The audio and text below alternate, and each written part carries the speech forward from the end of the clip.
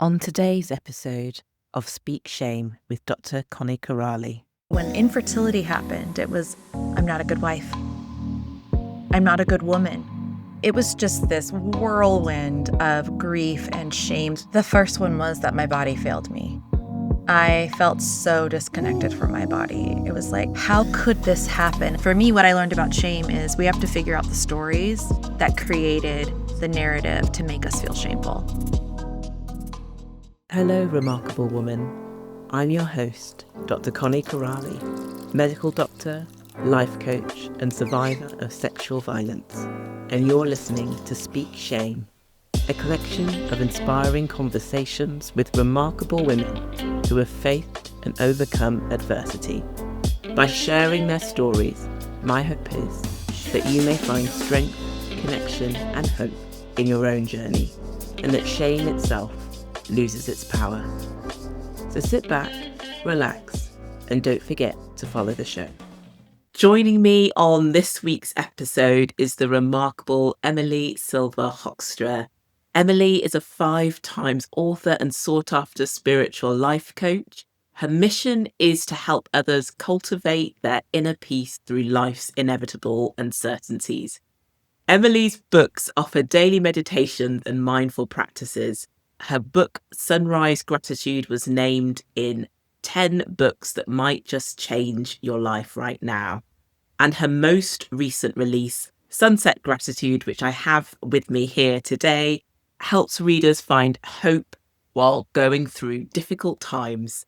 Emily lives in San Diego with her husband. So thank you so much, Emily, for being with me today. Thank you for having me. I really appreciate it. I'm going to also just kick things off straight away. I think people want to get to know you, find out all about you, find out all about the book as well.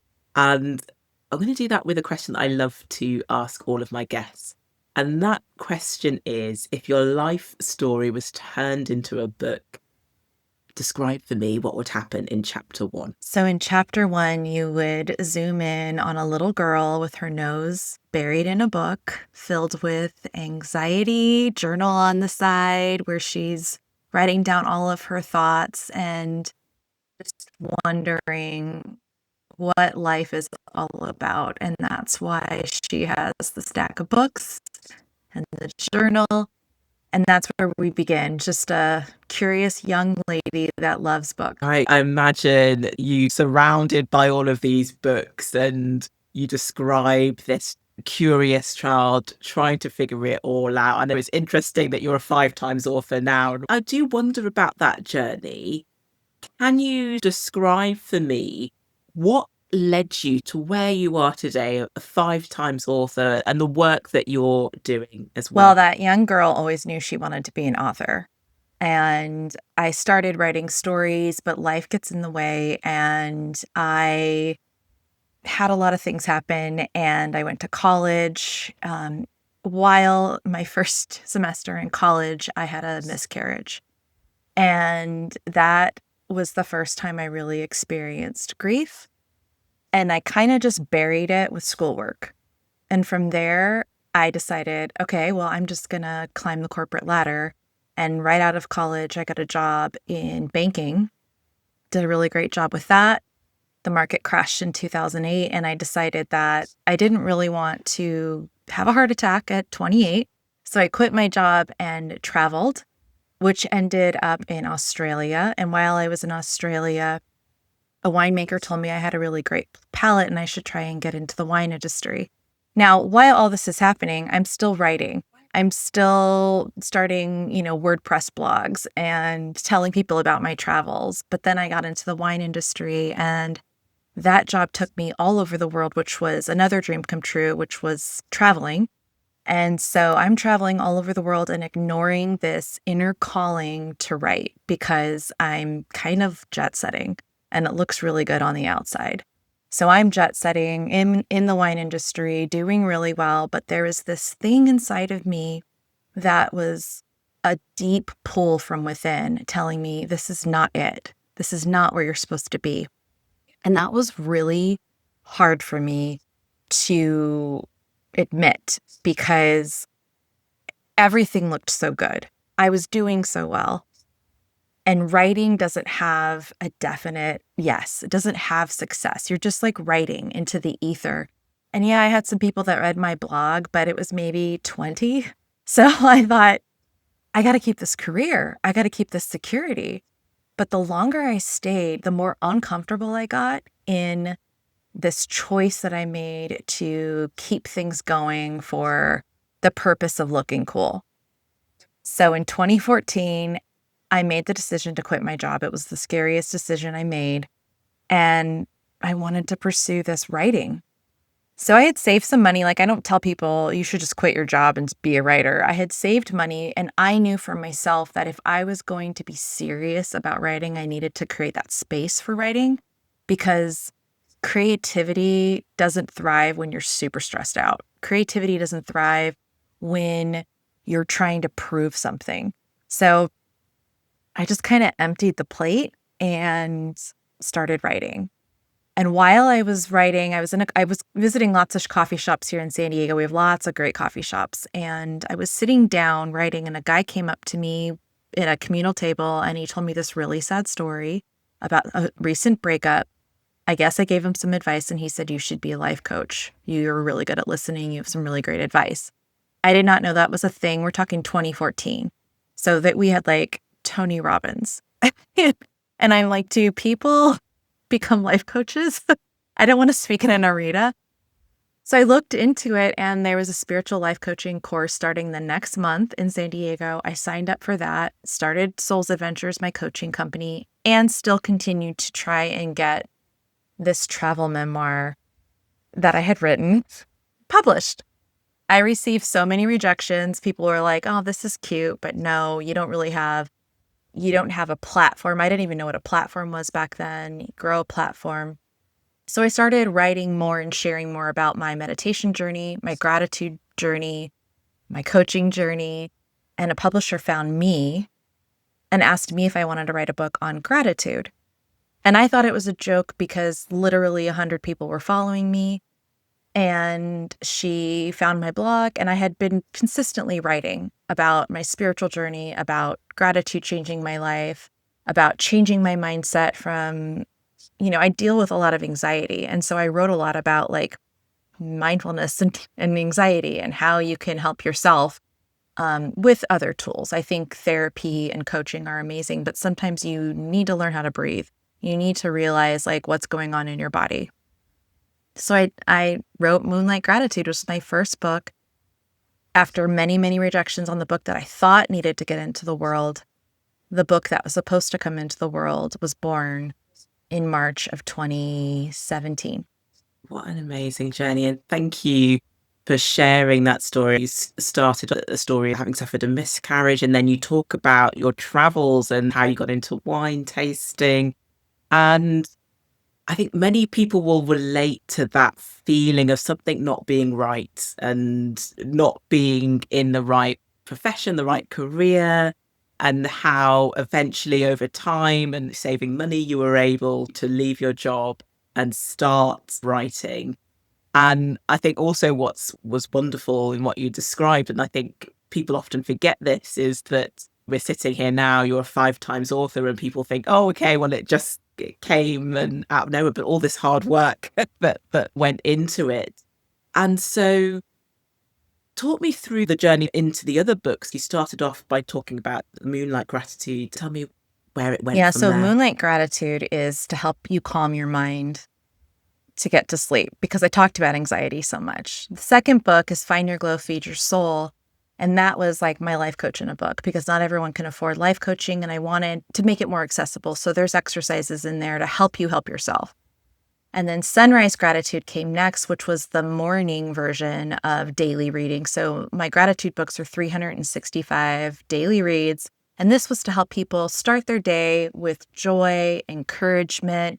It's also very motivating. So it's definitely different from the calm your mind before sleep.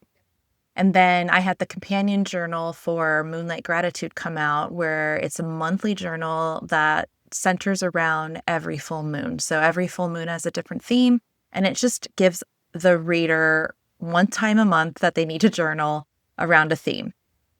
And then Sunset Gratitude, which was my most recent book, came out from grief. And so I really wanted to write a book on grief probably 5 years ago, but the publisher was like, "No, this is a really deep topic. And your books are a little bit more encouraging and lighthearted." And I said, "But there's so much grief in the world."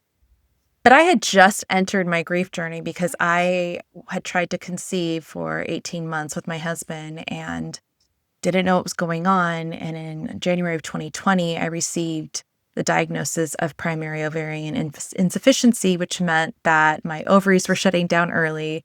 I was 39, put on hormone replacement therapy, entered perimenopause. Like, I realized what I was experiencing were actually hot flashes and night sweats and just a lot of embarrassing things. And to top onto that, I can't conceive. It was just this whirlwind of grief and shame that I went through. And it's so interesting how that grief brought up all this other grief. I mentioned the miscarriage at 18. I never really grieved that because I went straight into college and I was going to be the best student. And then corporate America, I'm going to be the best, whatever my titles were. So all this grief came up and I finally grieved my miscarriage. I was probably 40 when I started all the grief work. So 22 years later, I'm grieving this thing that happened to me.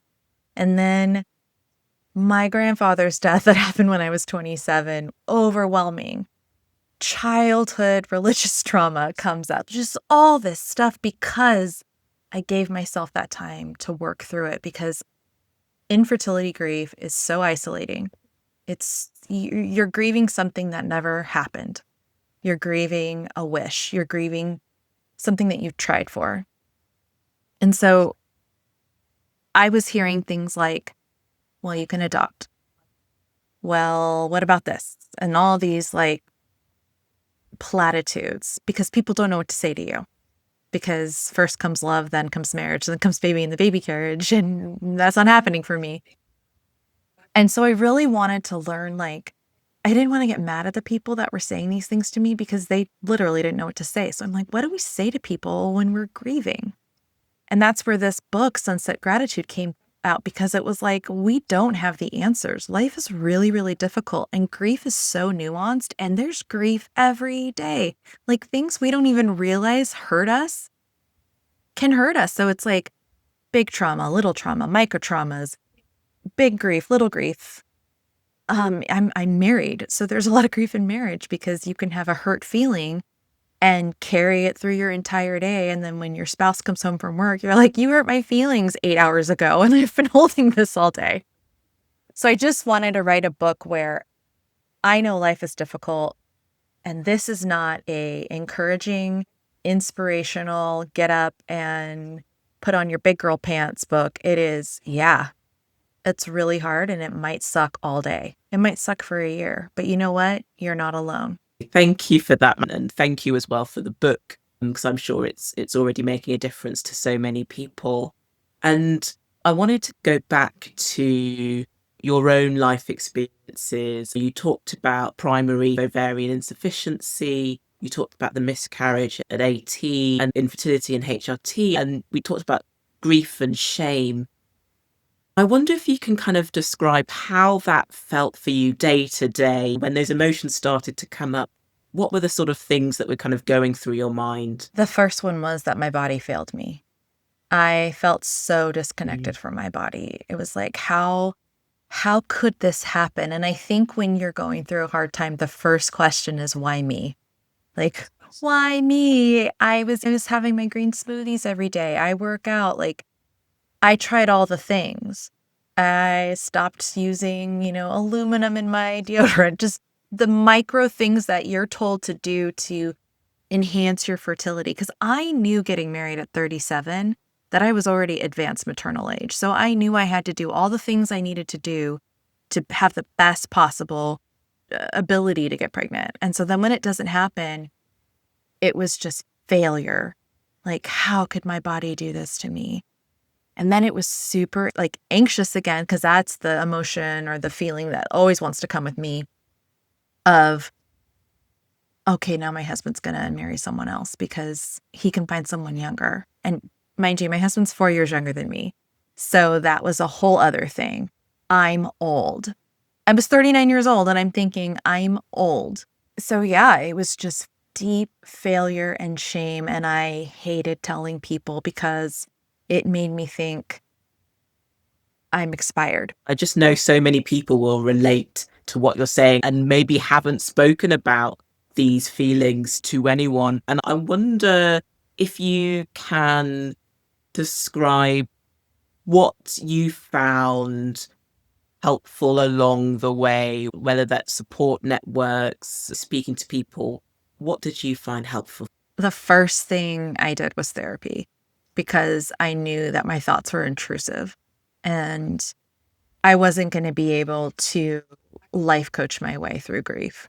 I knew that I needed somebody that was trauma informed because that miscarriage from 18 was so prevalent with this grief. Like, I'm like, okay, there's something that's coming up from 22 years ago that's haunting me along with this recent grief. I need some real psychological help. So I found a therapist. We also went through couples therapy because I was a mess.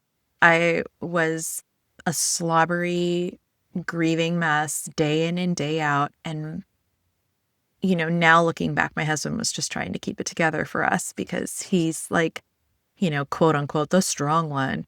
And it's just another one of those things we put on men to be the strong one when something hard is happening to their female spouse. And it's like, he also needed space for how he was feeling. And I didn't have room for that. So we went to couples therapy. And then I just knew I wanted to get back in touch with my body because I was like not good in my mind. I was so mean to my body. And so I decided to do 200-hour yoga training. And I thought, what better way to learn about my body again, to move my body with love than to train my body how to move. Now, mind you, this is 2020. We're in lockdown. There's nothing else to do. So I was like, might as well. And there is a yoga teacher. Her name is Carling Harps, and she was postpartum. She was very, very famous in the yoga community, and she had a postpartum body. And I thought, I want her to teach me. I can't learn from a young, skinny, beautiful blonde woman right now because I'm so mean towards myself. So Carling, her training was such a loving container. And slowly I relearned what my body could do. And yoga, 200 hours, like eventually you're going to learn your strength, you're going to learn your limitations. And from there, I went to yin yoga training. I got Reiki certified. I just really wanted to learn energy, body movement, and more tools other than meditation on how to drop in. Amazing. And I'm so grateful that you shared that actually you recognize that this was not something that you could self-coach your way out. And for so many people, even myself, it took me years before I sought help and sought therapy. To hear someone saying, I needed help, I asked for help, can be so helpful to someone else. So thank you for sharing that. And thank you for sharing your journey. And I wonder, with therapy, with couples therapy, with yoga, what were your biggest takeaways? What did you learn about yourself? Oh, man. I learned that it's okay to be super vulnerable and that when you can speak truth, like really get true and honest with yourself, that is where healing begins. You have to dive into the ugliness to find beauty. And I think for so many years, I tried to keep up appearances and appear strong and appear successful. And all of that kept me from my true strength because I wasn't being honest. I wasn't actually healing. And so it made my marriage closer. And I was so afraid that my marriage was going to end because I couldn't get pregnant. But instead, we just learned better communication. We learned how to appreciate each other better. I learned how to appreciate him because I thought that part of our deal in marriage was me getting pregnant. And that was all on me. He didn't even say that. So that was the other thing I learned, was how many assumptions I make and how I need to pause before. And I'm a writer, so like I can make a story pretty quickly. Like I can sit in an airport and I can eavesdrop and I'm like, oh, I know all about them. So the assumptions are keeping me from the truth. Oh, honestly, I'm listening to that and I'm like, yeah, I can relate to to what you're saying. And I wondered, for people listening who can relate, who maybe have gone through something similar, what advice would you give to someone who maybe is stuck in a similar Seek help. situation? Find someone that can help you unpack everything that's in your head, because you can't do it by yourself. Like journaling, I think, is really helpful. So if you're stuck at home and you're like, I can't even like make a call, well then pull out a journal and write out everything that's in your head, and do it with pen to paper, because there's a mental processing that's going on. But also we need either a friend, a safe space, a therapist, because we cannot stay in our heads. I mean, journaling is great and reading the self-help books are great, but you need that mirror. And I think if you can afford therapy, and you find a good therapist, it is life-changing. And a good friend who's willing to listen is also life-changing. Like a good friend who doesn't want to give you their advice unless you ask for it. But we need that container to process and spew. And I think that is why therapy is a great place, because sometimes when we're processing and spewing, we say some ugly things. But we need to get it out of us. Yeah, yeah, absolutely. So true. I couldn't agree more. And you talked about shame and grief earlier, and the way that actually had been carried with you for so long. And I wonder what you learnt about shame and grief as well from the work that you did. So I learned that shame was embedded into my psyche as a young girl. I grew up in a very fundamentalist religion where it was like, you have to be good or you're going to go to hell. And for a child, that's so scary. And so my whole life, it was, you have to be good. You have to be good. I can see the timeline of Emily's life is always trying to be good, which is why the keeping up of appearances was such a big deal for me, because it was like, I have to be good. I have to be seen as good. And even though I left the church at 17, deep back behind, there's this narrative that I had. And so what I had to do was figure out, where did that shame get planted in my little psyche, and let's unravel that story, because it is all about being good. And so when infertility happened, it was, I'm not a good wife. I'm not a good woman, because another whole story from childhood was, a good woman has children. She's a mother. And so it's like, oh, that's another shameful ideal that I added to my backpack of ideas, where it's like, in order to be a true woman, I have to give birth and be a mother, which isn't true. So for me, what I learned about shame is we have to figure out the stories that created the narrative to make us feel shameful. Absolutely. And I wonder if your journey through everything that you've learned has impacted your connection with the people that you work with as a coach, or maybe the people that have read your book. How do you feel connected? When I started coaching, the clients that showed up were people that wanted to change careers, because I had done it. And so I was coaching very black and white career changing.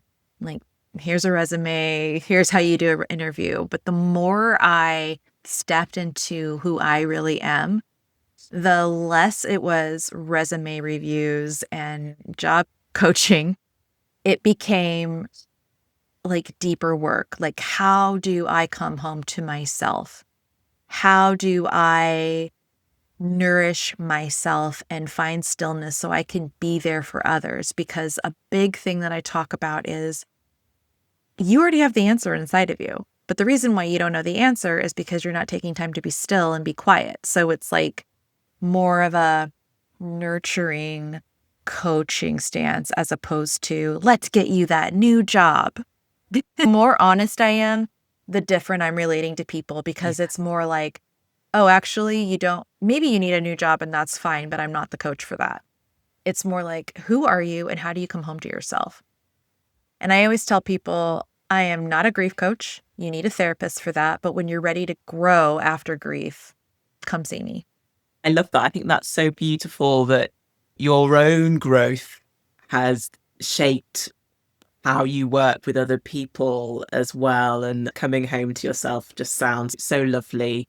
And I think people who are listening to this may be thinking, oh my gosh, I want to work with you. I want to find out more about you. How can people stay connected with you? So I have Emily? a website, Souls Adventures, SOULS, and then the word adventures.com. Everything's there.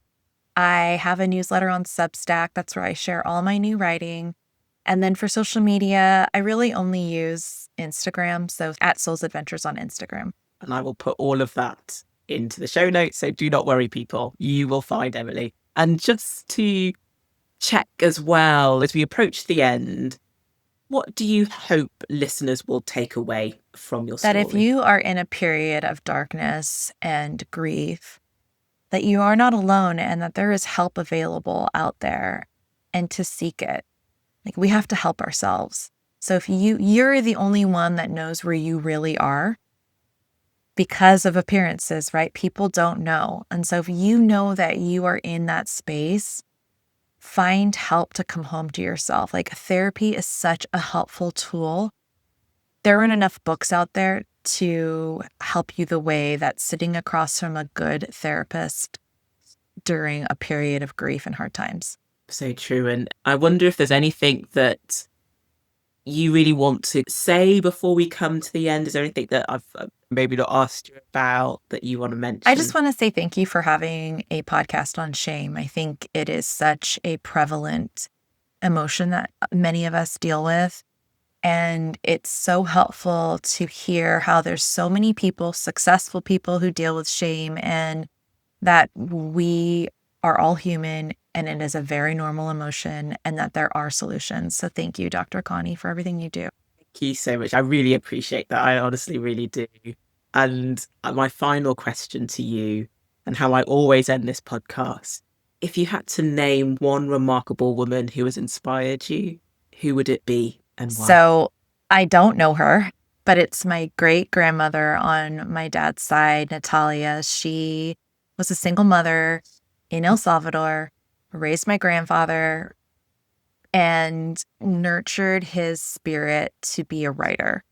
And I thank her often for nurturing creativity in my lineage. Thank you to Emily's great grandmother. Thank you to you, Emily. And I really appreciate you giving up your time Thank to you be for with having me me. today. I appreciate it. Thank you for listening to Speak Shame with Dr. Connie Kerali. And thank you so much to Emily Silva Hockstra for being my guest on this week's show. Please take a look at the show notes for information on Emily's social media handles so that you can connect with her.